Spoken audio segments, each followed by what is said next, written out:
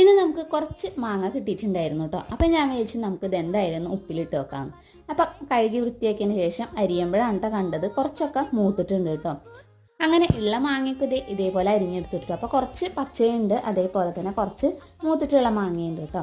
അങ്ങനെ ഒരു പാത്രം എടുത്തു, അതിലേക്ക് നമ്മൾ അരിഞ്ഞു വെച്ചിരിക്കുന്ന മാങ്ങ, പിന്നെ കുറച്ച് ഉപ്പും പച്ചമുളകും, പിന്നെ വീണ്ടും മാങ്ങയും, പിന്നെ അതേപോലെ തന്നെ ഉപ്പും പച്ചമുളകൊക്കെ ചേർത്ത് കൊടുത്തു. പിന്നെ കുറച്ച് ഇളം ചൂടുള്ള വെള്ളം, അതേപോലെ തന്നെ വിനാഗിരിയും ചേർത്തിട്ട് ഇതേപോലെ മൂടിയിട്ട് നന്നായിട്ട് തന്നെ ഒന്ന് കുലുക്കി കൊടുത്തു കേട്ടോ. ഇനി നമുക്കൊരു 2 ദിവസം കഴിഞ്ഞിട്ട് കാണാം കേട്ടോ. അങ്ങനെ ഉപ്പും എരിവൊക്കെ നോക്കിയിട്ട് 2 ദിവസം കഴിയുമ്പോഴത്തേന് മാങ്ങയുടെ പരുവം ഇത്ര ആയിട്ടുണ്ട് കേട്ടോ.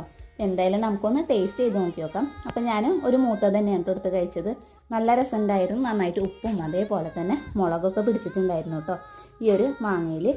പിന്നെ ഞാൻ ഒരെണ്ണം വെറുതെ ഇതേ മുളക് വെച്ചിട്ട് കഴിച്ചിട്ട് അത് ഭയങ്കര എരിവായിട്ടുണ്ടായിരുന്നു കേട്ടോ. അപ്പോൾ ഇന്നത്തെ വീഡിയോ ഇത്രയുള്ളൂ. ഇപ്പോൾ വീഡിയോ ഇഷ്ടമായി സപ്പോർട്ട് ചെയ്യുക.